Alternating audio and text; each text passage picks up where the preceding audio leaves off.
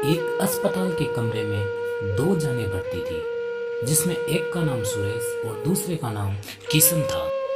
अस्पताल के उस कमरे में जिसमें ये दोनों भर्ती थे, उसमें सिर्फ एक ही खिड़की थी जो किशन के बिस्तर के पास थी।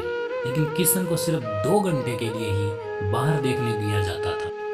सुरेश को गंभीर बीमारी होने के कारण उसको अपने बिस्तर से हटने की अनुमति नहीं थी। फिर कुछ दिनों में किशन और सुरेश की पक्की दोस्ती होती गई।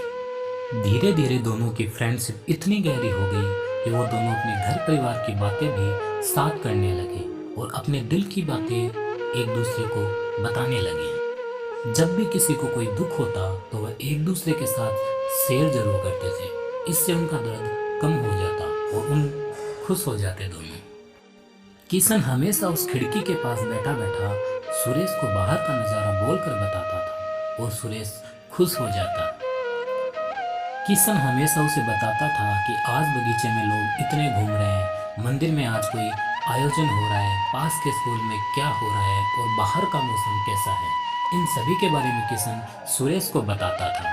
सुरेश अपने जीने की उम्मीद खोता जा रहा था। सुरेश ये सब सुनकर बहुत ही खुश हो जाता और अपनी बीमारी को वो धीरे धीरे भूलने लगा।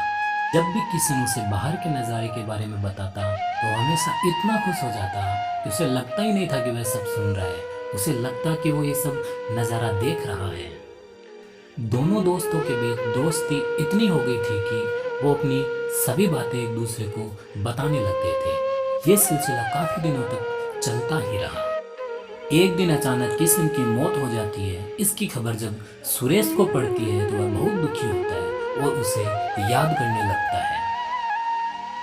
जब नर्स किशन को वहां से हटा रही थी तो सुरेश ने उस नर्स से उस खिड़की वाले बिस्तर के लिए अनुरोध करता है। तो नर्स ने कहा कि तुम्हें ये बिस्तर क्यों चाहिए? तो सुरेश ने कहा कि मैं यहाँ से बाहर का नज़ारा देखना चाहता हूँ जो मुझे किशन बताया करता था। लेकिन जब सुरेश उस खिड़की से देखता है तो वहाँ कुछ ही नहीं दिखाई देता था, क्योंकि वहाँ पर एक दीवार खड़ी की हुई थी।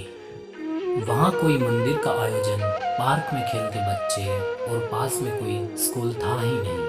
जो कुछ किशन सुरेश को बताता था वो कुछ भी वहाँ पर था ही नहीं। किशन वो सब सुरेश को इसलिए बताता था क्योंकि सुरेश वो सब सुनकर अपनी बीमारी को भूल रहा था। वो सिर्फ सुरेश की हिम्मत बढ़ाता था और उसकी मरने वाली उम्मीद को कम करता था। सीख: हमेशा ऐसा काम करना चाहिए जिससे दूसरों को खुशी मिले और जीने की नई उम्मीद जगे। कभी भी ऐसा अवसर नहीं छोड़ना चाहिए जिससे दूसरे का भला हो।